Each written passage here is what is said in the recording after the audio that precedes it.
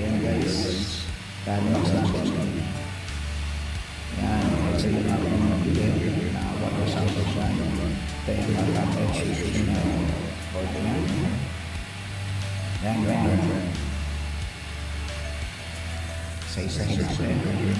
Unahin natin ito. Unahin natin.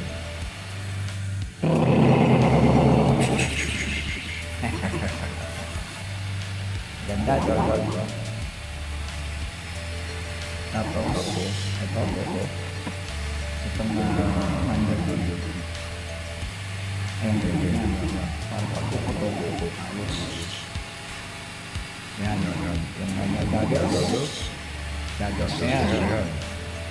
May extension yan. Yan yung inansa ng ikat. Tamang tawag dyan.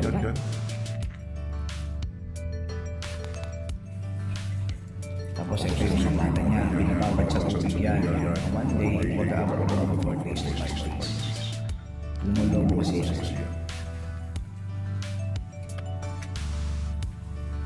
Magazine. Kailangan ko rin yan.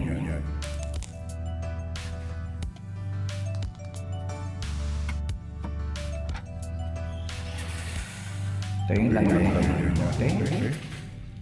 Lalagyan ng tubig. Lalagyan ng mga seeds.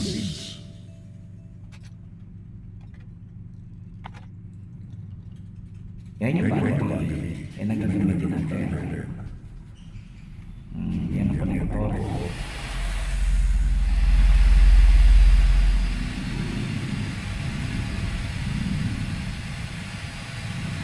Binubuting-tingin yan, di ba? Akala niya kagamitan.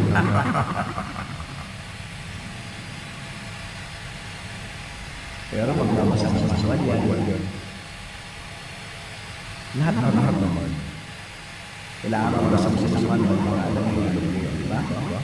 Di ba mga piyahero?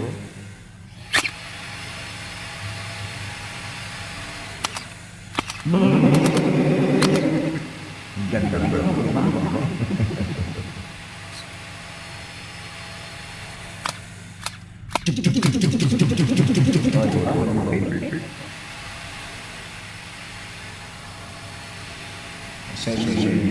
Semi-manual, automatic, at saka safe bottle. Safe bottle, semi-manual, at automatic.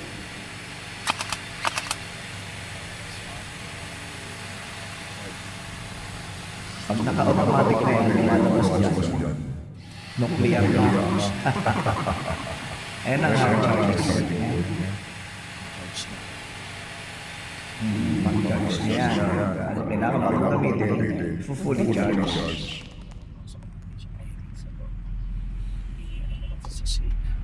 So, mali pa ba yung ginawa niya yan? Kaya sa huli natin yan. Nakuha ko na. Ako pala yun. Yan, pasikat-sikat pa sa kahon. Naghahanap na mga katulong. Yan na mga kabihero. Isa-isa na niya.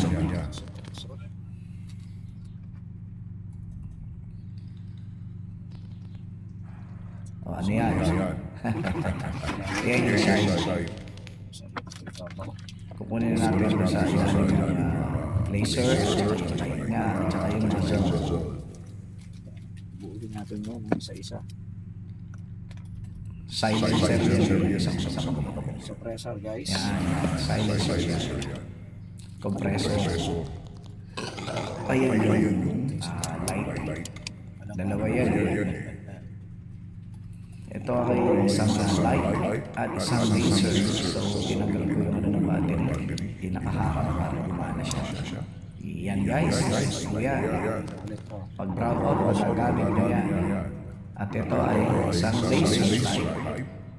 Laser pala to. Laser guys, laser. Yun o. Masakit sa mata, di ba? Magdulag ka. Ito guys, ang manual. Kung paano natin bubuhin ang ating A482. A482.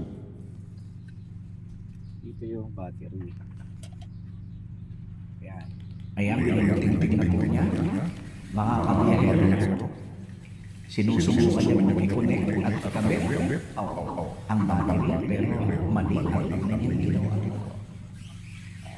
Huli niya po na lang ang business pala lock at actually, diretso yan sa likod nun. Hindi na yan ang una niyang ginawa. Palpak. Some steps. So, step 1. Yung Ayan, nagbabasa na po siya ng manual. Inaalam niya kung paano. Ang tagal niya dyan. Nakatutok na siya sa manual na yan.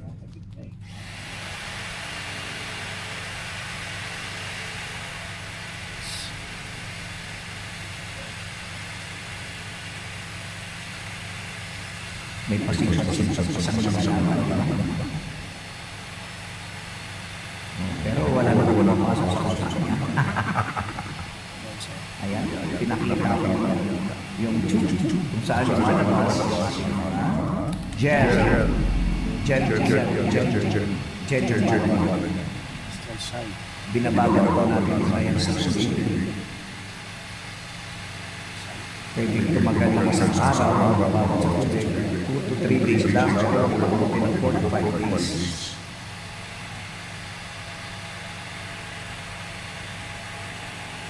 Yan yung size na pinakabila ko niya.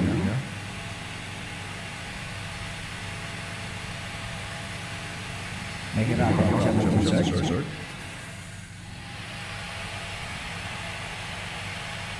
Tututok pa niya sa atin, guys.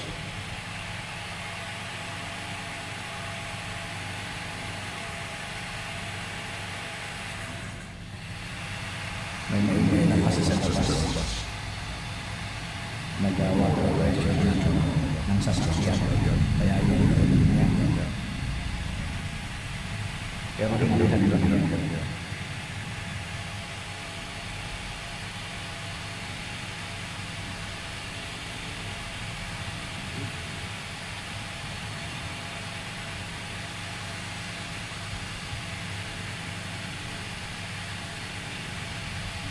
Ang tagal niya dyan, di ba? Sa side pa lang siya. Hindi alam kung saan siya nalagay.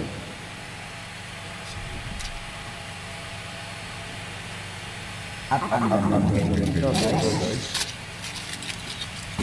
Siyang galing ito.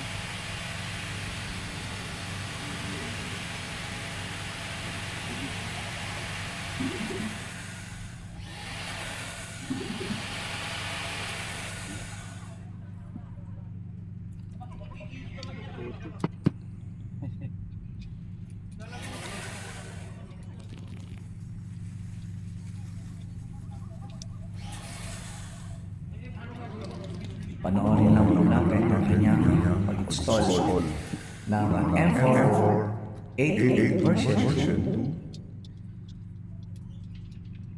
2 na water sanction gun. Masarap din siya kasi mga kabiyahero. Makikita niyo sa next video na to kung paano ko siya nagamit.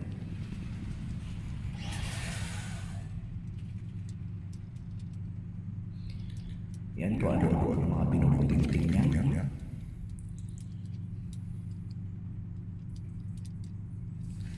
Pero sa huli niya yan, guys. Pagkalipas ng isang hindi, joke na. Siyempre, magaling mag-assess ko siya. Siya sa kapatid na biyahero. Natanggal kasi.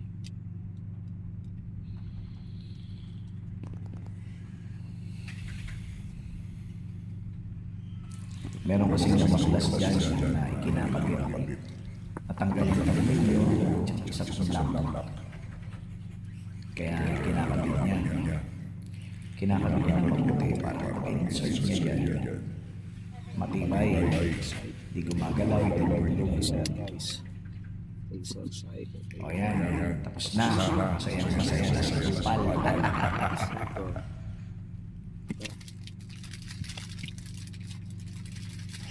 O ayan. nag-isip siya. Ano to? Ganun siya. Yan po ay isang telescope. Telescope. Inaalok niya, meron niyang ginitong barya. Yes, inside. May sinisilip siya mga biyahero. Hindi niya alam kung anong gagawin niya.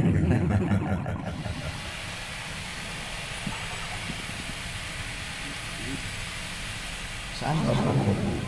Inaalam niya yung para sa akin. Ito ba'y para sa kapitbahay o para sa akin?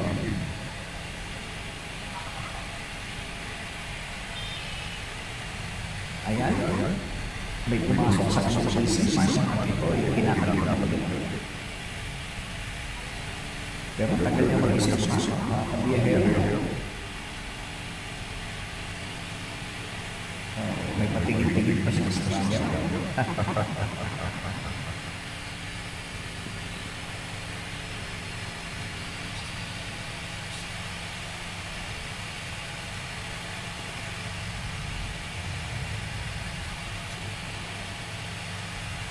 Kanina pa siya dyan, mga kabiyahero. Hindi pa niya nakakapos.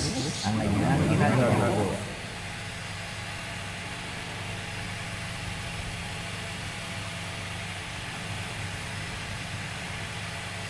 Inaalam niya kung may telescope na katulad doon sa manual. Actually, di ba po telescope sa dito sa manual at sa engineering niya.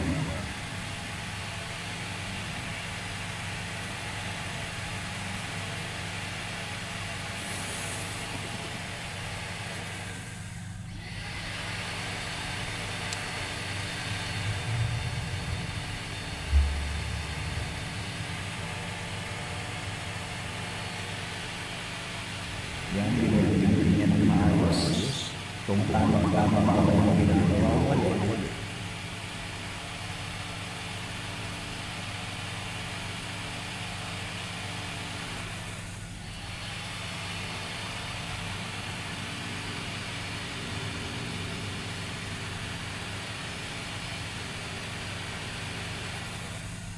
Ipasilip-silip pa siya sa camera ng kabiyahero. Yan, pinapakita sa atin na tama ang kanyang ginawa. Perfect, 100%. Aba, may sinisilip siya mga kabiyahero. Uy, kapatid, ano sinisilip siya? Iba yung telescope niya. Ito yata yun.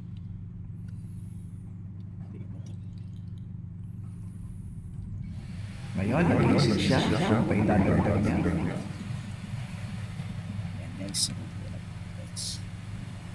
Ay, ito yung anuhan niya. Papakit pa at ayan. Nabuo niya mga kabiyahero. Ito yung tirahan. Aba, ayos. Isa ka lang ganap naman dirigmang saya. Ikinalagyan ang Bala yan. Bibigyan lagyan ng tubig. Ano to? Bala din. Bala din to. Panoorin niyo mga kabiyahero. Ba, may paalam mo siya sa telescope. Mamaya, putot lang yan eh. Ang ganda ng mga kabiyahero. Ako tatay. Ako ay marunong pala wow. Mahuhulog. Masaya na siya. Masaya siya. Ayan, okay. Ang galing-galing mo, kabiyahero. Ang bala. Isa ka, alamat. Aba, may pagano-gano pa siya. Ayan, pa ako isang side. Ito yung alam ko ito. Ay, ito ilalagay ko. Kakabitan pa niya yan. Ang infrared na yan. Infrared yan.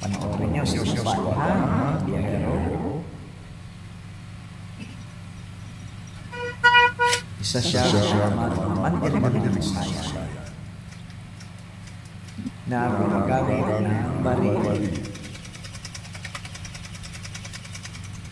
May dumaan, may reversal siya. Ano yung maintain yung lipat ng bala? Bala niya kasi butasin sa madera. Ang problema, hindi lang sa bala para mabutas na ang madera. Ang sabi ko, may baklang bala doon sa loob ng baril kasi pumapalit sa kanila para alam mo na. Actually, hindi siya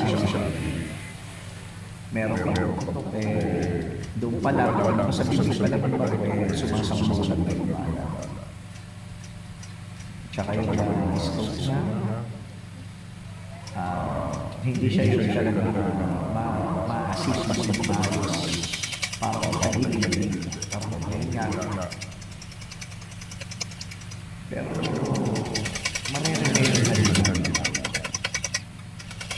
Kaya kapag sa akin, gusto ko lang mga